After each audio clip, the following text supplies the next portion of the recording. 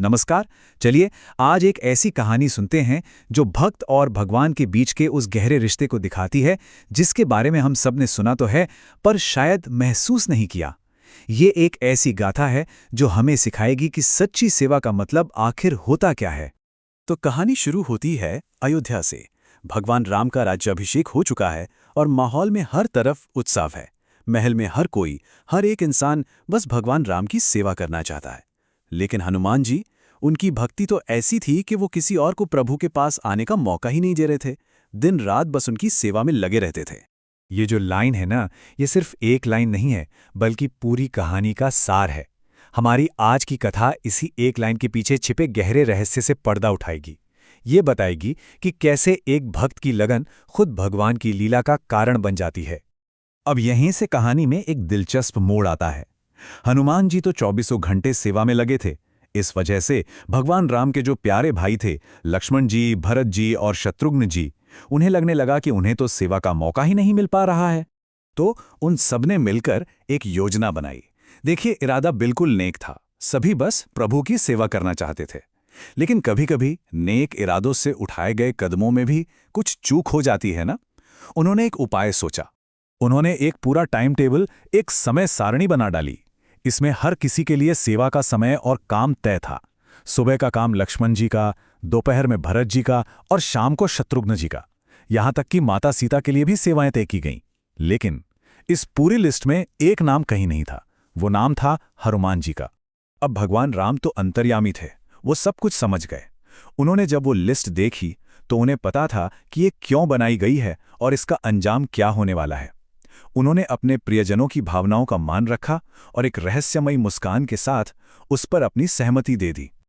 अब जरा सोचिए, हनुमान जी को कैसा महसूस हुआ होगा जब उन्होंने देखा कि सेवा की सूची में उनका नाम कहीं है ही नहीं। एक पल के लिए तो उनका दिल जरूर बैठा होगा, पर वो हनुमान जी हैं, हार मानना तो उन्होंने सीखा ही नहीं। उन्होंने एक ऐसा अनोखा हल निकाला जिसकी किसी ने कल्पना भी नहीं की थी।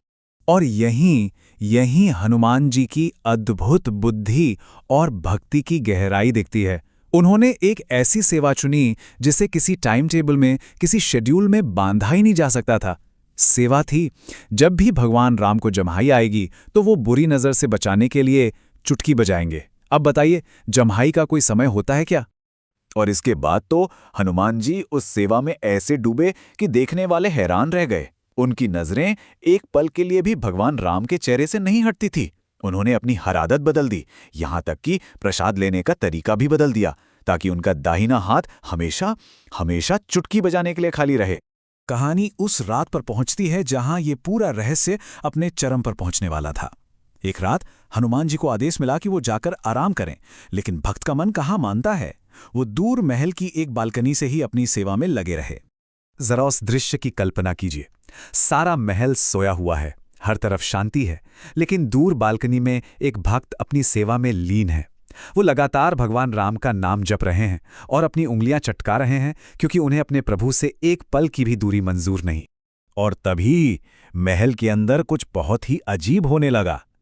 भगवान राम को अचानक जम्हाई आने लगी। एक, फिर दूसरी, फिर एक और ये सिलसिला बस रुकने का नाम ही नहीं ले रहा था। हर कोई चिंतित हो गया, किसी को कुछ समझ ही नहीं आ रहा था कि आखिर हो क्या रहा है। जम्हाइयों का वो सिलसिला बढ़ता ही गया 100 से भी ज्यादा बार। और आखिरकार भगवान राम इतनी थकान से निढाल हो गए कि वो मूर्छित हो गए। सोचिए, पूरे महल में कैसा हाहाकार मच गया होगा। अब सबके मन में बस एक ही सवाल था, आखिर प्रभु की इस पीड़ा का कारण क्या है? वो रुक क्यों नहीं पा रहे? और इसका जवाब भक्त और भगवान के रिश्ते की एक ऐसी सच्चाई सामने लाने वाला था जो सब कुछ बदल कर रखती थी। महल में हर कोई घबराया हुआ था। बड़े बड़े वैद्य बुलाए गए, पर कोई भी इस रहस्य को सुलझा नहीं सका। तभी किसी की नजर बालकनी में चुपचाप अपनी सेवा में लीन हनुमान जी पर पड़ी।